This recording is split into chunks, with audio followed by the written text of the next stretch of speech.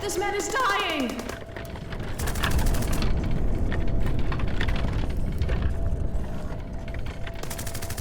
I said now!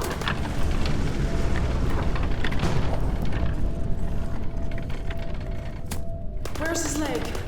We can't find it!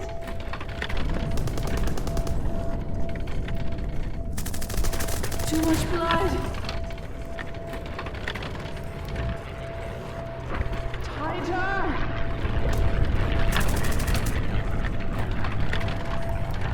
The alcohol! Under the shelves!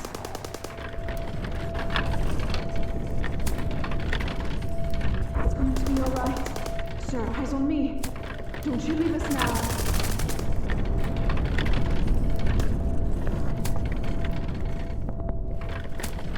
Keep him still! 3, 2, 1.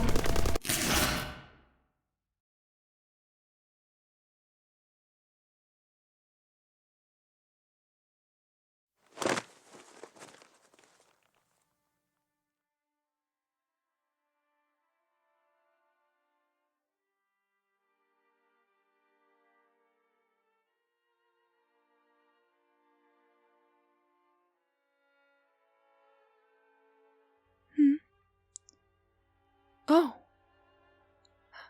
Hello. It's good to see you're awake. Oh no, sir, it's all right, it's all right. Shh, you're safe. You're safe. You're in Miss Crawley's home.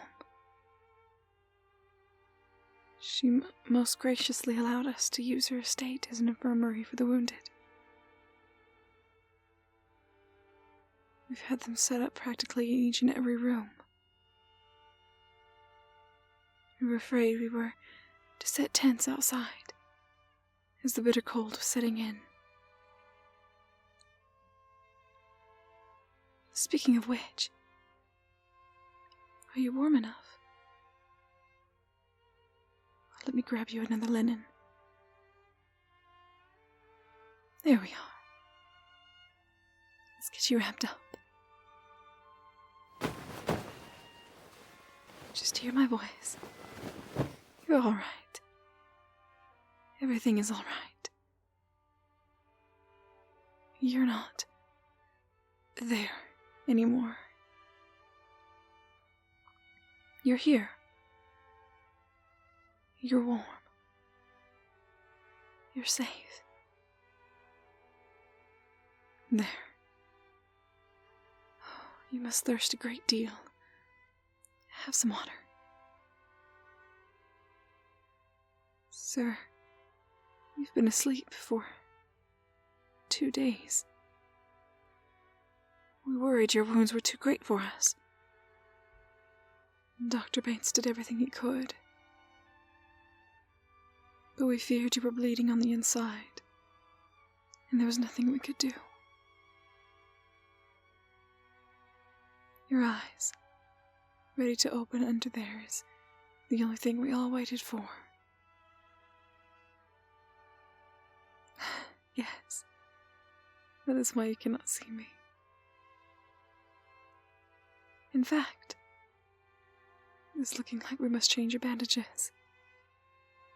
One moment.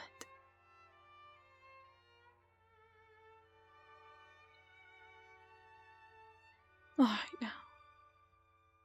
I'm going to unravel your head wrappings. I'll be very gentle, I promise. Let's undo this side.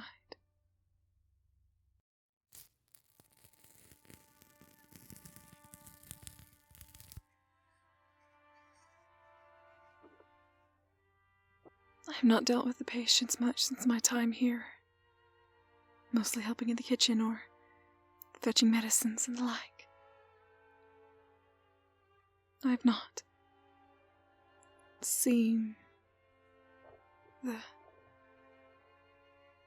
Oh, good God.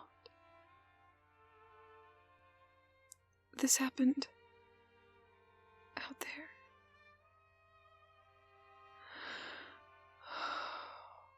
Right. get that taken care of, shall we? Get this clean cloth with solution.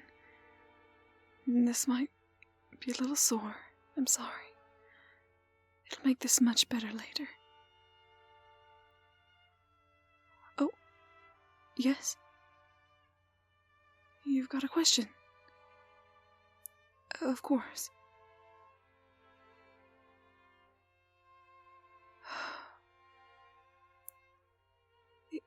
Yes. You'll be all right. We simply need you to rest. You'll be well again, and we'll get you home. Do you remember home? No. Sometimes I think about men leaving their homes to go to one of the most horrible places and to do the most terrifying things. At least that I can imagine. I wonder, when that duty calls, for some, would leaving home and potentially never returning be a good thing? Sounds silly, but isn't that an interesting thought? To call a place home is to feel safe there, to feel rested and peaceful. And that is what home should feel like in my thoughts. I feel sorry for them that don't feel that way, and using such a terrible place like that to run away and never come back.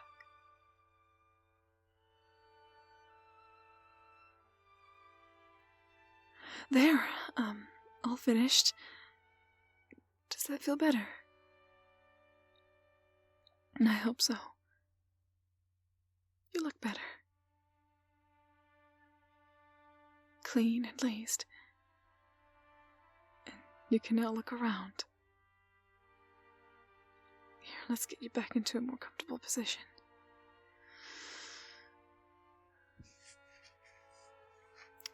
It's all right. You may lean on me for more stability if you need. Yes, really.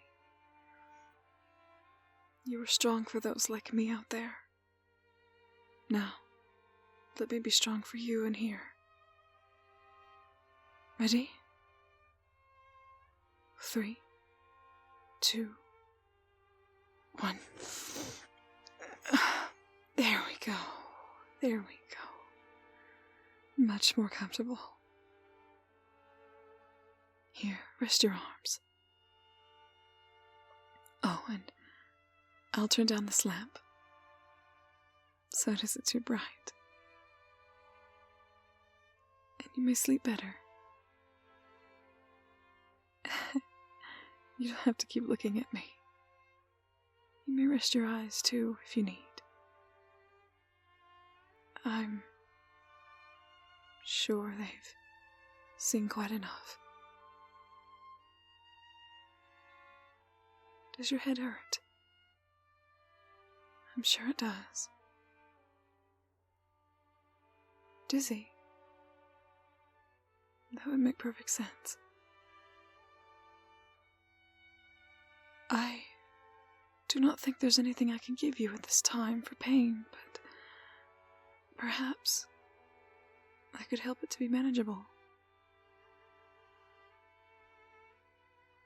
Perhaps enough to put you to sleep with. If you don't mind, I get a little closer. I understand you've had quite the audience. I promise it won't be overwhelming. I'll just put my fingers on your temples. Just like so. And gently press in. and maybe rub my thumbs in circles on your forehead. Does that feel better? I'm not pressing too hard, am I? Let me know if it hurts.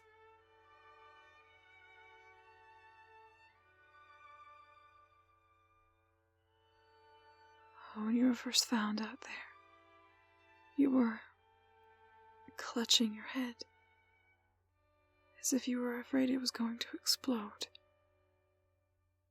You were screaming and fading in and out of consciousness, helping the others load up and transfer those like you. I never heard such screams. From many. The things I heard said just before death took them. I have been called many names, and I've answered to them. Pretending to be a dying man's wife, or even their mother. They call to me, and I answer. I sit with them, say that I love them, just before they went to sleep. Forever. I never met them a day in my life, but I'd hoped to give them that one last comfort just before slipping away. One man apologized to me for doing something that never happened to me. But I forgave him just the same. Kissed his cheek. He smiled. It looked like the world was lifted off his shoulders. And he left. I tried to be strong, but oftentimes I end up leaving before the day is done. I find myself always coming back. I always come back.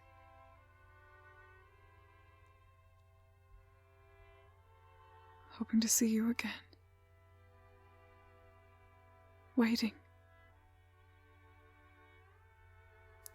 If there isn't, I'd like to possibly add your name to a personal list of mine. I've been collecting things like produce and extra medicines from around town for those like you.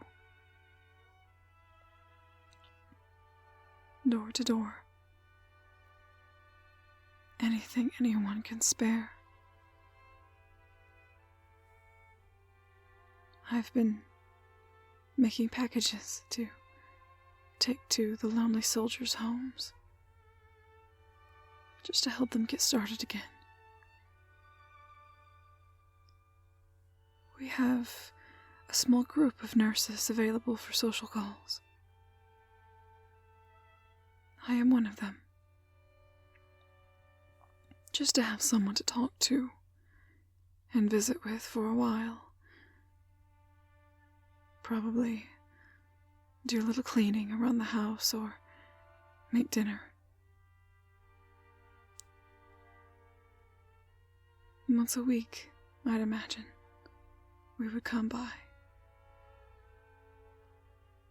I think it is a splendid idea. And so we spoke privately, and that's what we plan to do now. A small act for such a great sacrifice. I almost feel as though it isn't enough.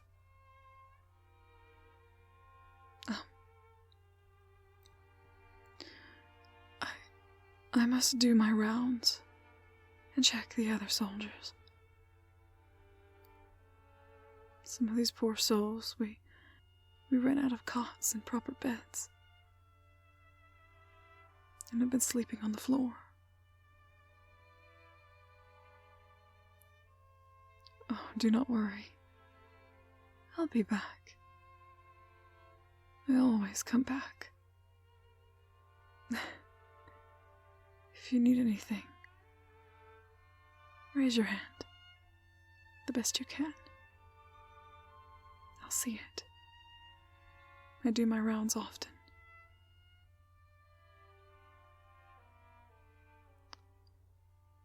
I have something for you.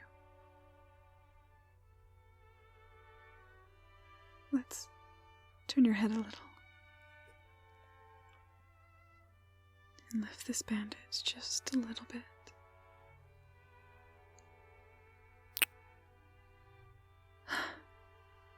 Perhaps that'll also help the side of your head. Good night, soldier. I'll see you soon. I promise.